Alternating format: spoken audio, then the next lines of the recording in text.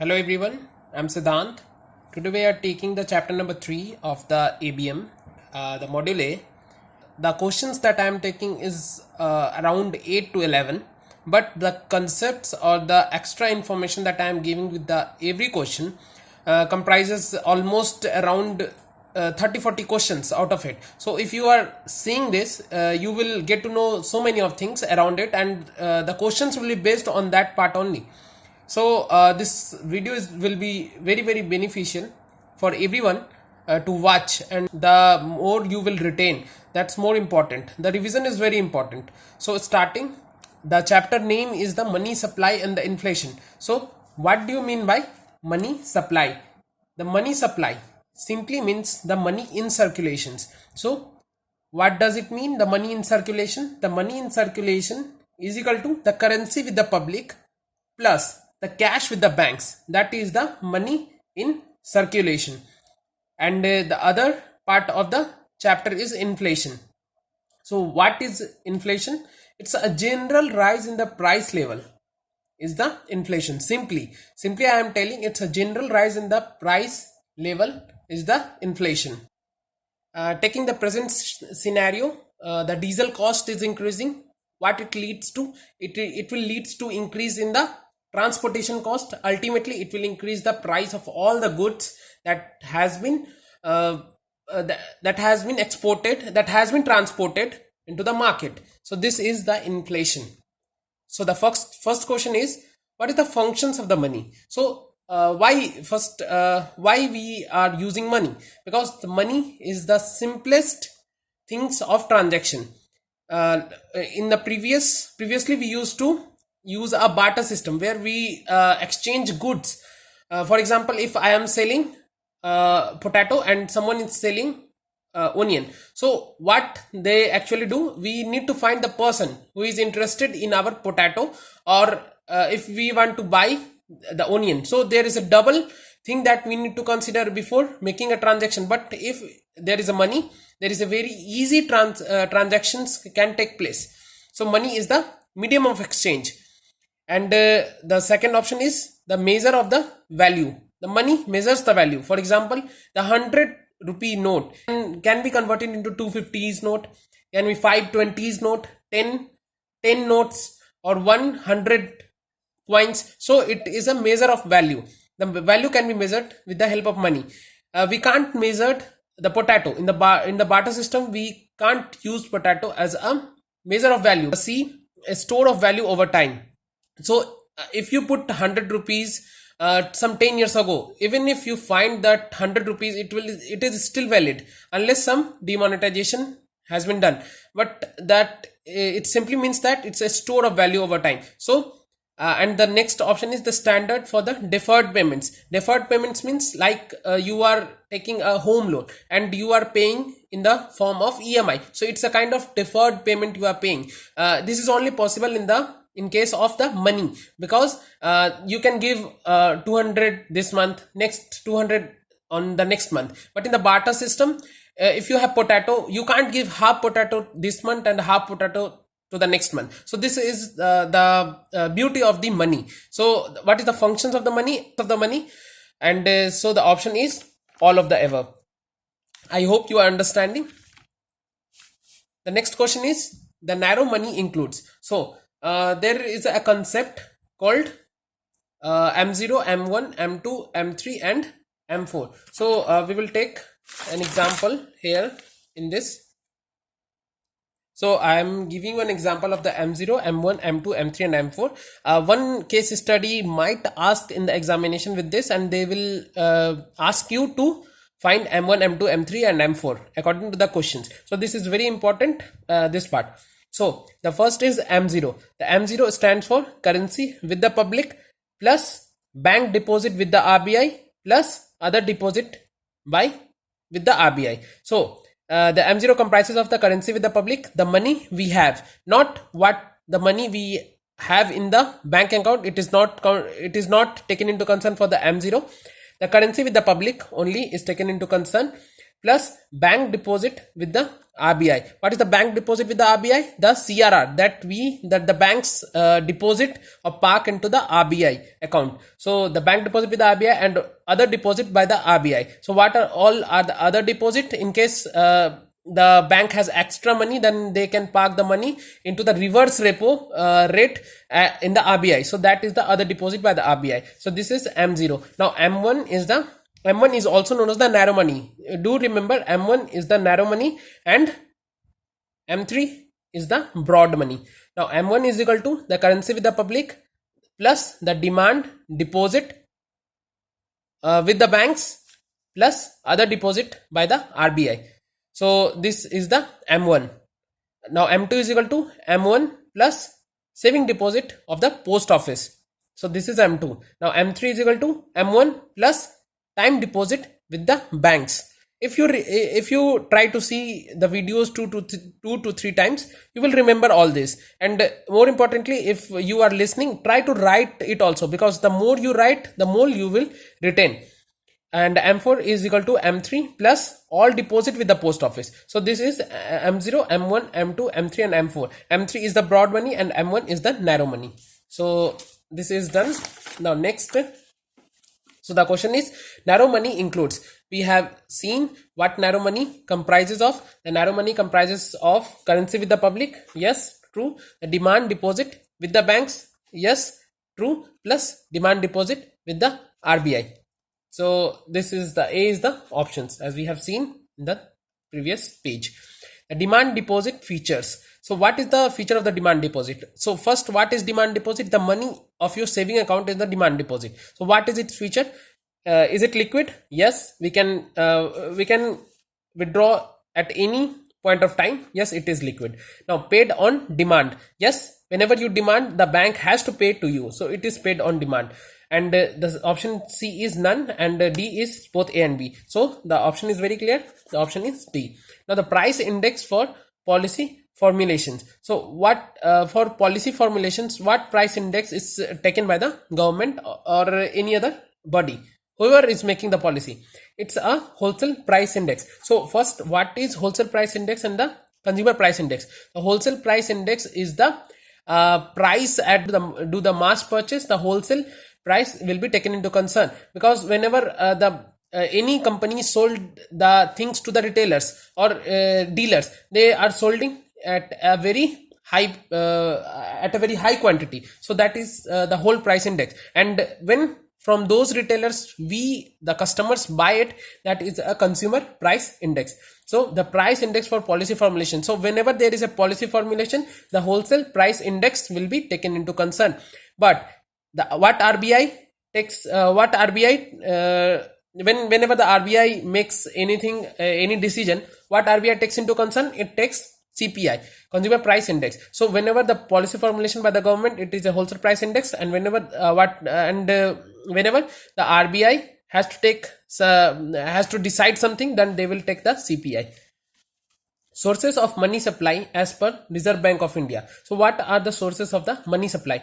Money supply is nothing but the amount of currency in the market is the money supply by the RBI. So how the RBI injects money into the market? So net bank credit to the government. So whenever there is a credit given to the government, so what government will do? They must have to spend it. So it is nothing but injecting an amount by the government through the credit into the market. So it's a kind of money supply. So this is true. This is source of money supply.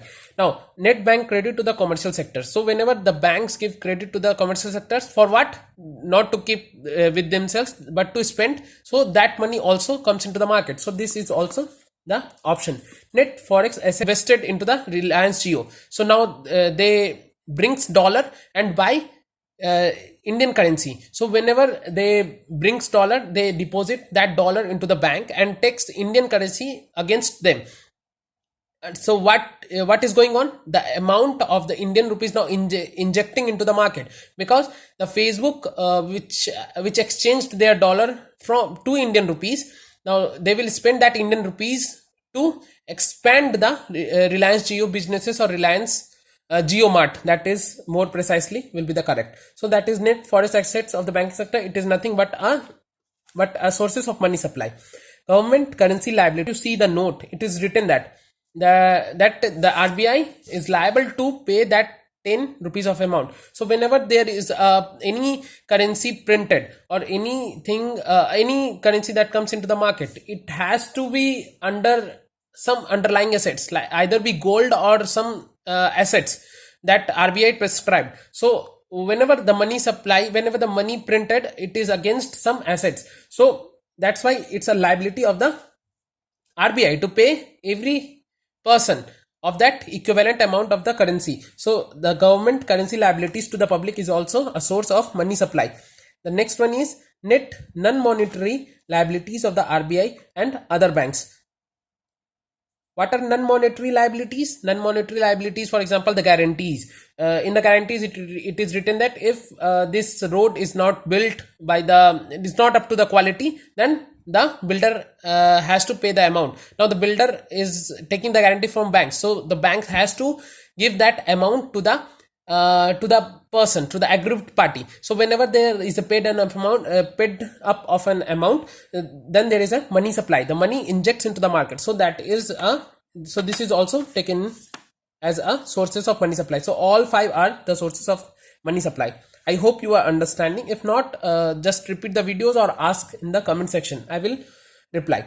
Inflation due to increase in the aggregate demand. Okay, the inflations are of two types, the cost push inflation and the demand pull inflation. Now the cost push inflation, as the name suggests, cost is pushing the inflation. The raw materials cost increases, so it led to the increase in the prices of the goods. So this is a cost push inflation. And what are demand pull inflation? In the demand pull inflation, for example, nowadays due to corona, the N95 mask demands is very high, so that led to the push in the pulling the demand. So that is the demand pull inflation. So in both the cases, the price will increase as the inflation definitions says that it's an increase in the prices. So either it will increase by the demand, or either it will increase by the increase of the cost at the supplier side. So in this case, inflation due to increase in the aggregate demand is of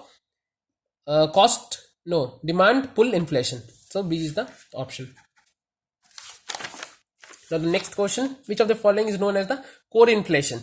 You need to remember this. The core inflation is known as the cost push inflation, and wholesale inflation or wholesale price index or wholesale inflation is known as the headline inflation. These are 1 marker question, and these questions are very important. Now the next question is, new expenditure pattern are allowed to show up in which of the following? So this question's answer is GDP deflator. So there are 3 types any organization or the government can calculate the inflation. First, either from the wholesale price index or from the consumer price index, or the third one is the GDP deflator. The GDP deflator can be defined as the GDP at current price and GDP at the constant price. So this is GDP. This is equal to GDP deflator. So the new expenditure pattern are allowed to show up in which of the following? It's a GDP deflator, because in the formula itself, the new expenditure pattern can be defined with the GDP deflator. So the next question is demand deposit. You don't need to understand how actually it is going to define. You just need to remember this. The GDP deflator takes new expenditure pattern into concern. So that's it. Demand deposit of the bank does not comprises of. The demand deposit comprises away. The questions can be said that demand deposit comprises of the entire amount of the saving account. You already know that. Overdue fixed deposit. This is also in the demand deposit type, because when the FD becomes overdue, before it got mature, it's a time deposit, but after it get matured, it can be demanded anytime, and we have to give it customers wants. So this is also a demand deposit after maturity date of the fixed deposit. margin held for non-fund based credit facilities. So what does it mean, non-fund based? That we have taken the example of the guarantee. For example, the bank has given guarantee for the construction of the road. Now the road didn't made. So what the bank has to give the guarantee amount. So that is called the margin. Now the margin held for the non-fund based credit facilities. Now whenever the road is not made, it can be demanded any time that the road is not made. You have given the guarantee. Now you have to pay the amount. So the bank has to pay the amount. So that's why it's under the demand deposit. The only thing that is not under comprises of the demand deposit is the current account balance. Inflation is nothing but a general rise in the price level. But there is another way to see inflation. So whenever there is an inflation, it leads to decline in the purchasing power of the individual. For example, now with the 70 rupees we used to buy the diesel, but now it becomes 80. So now if we go with the 70 rupees, now we will not get 1 liter of the diesel, we will get less. So the purchasing power decreases. So this is there is a two way to define inflation. One is the generalized in the prices level, and second the decline in the purchasing power. So you should take this into concern. Now some miscellaneous facts like wholesale price index, the base year is 2011-12, and consumer price index, the base year is 2012. And institutions find this wholesale price index is Office of Economic Advisor. Okay, and this is found by Office of Economic Advisor. And CPI, consumer price index, is from Central Statistics Office. Types of inflation, I already told you, it's a demand pull inflation and the cost push inflation. The formula of the inflation, then you need to say that it's a current year minus base year divided by base year into 100. That is the formula of the inflation. So that's it. Do subscribe the channel. I think I have covered everything about this topics, and more importantly, the three topics that we have covered. You don't need to read books for all these three topics, because it doesn't have much concept. It's a simple basic things, and I think the questions will be asked on this basis. So this is all done. You need to revise again and again so that it can retain it into your mind.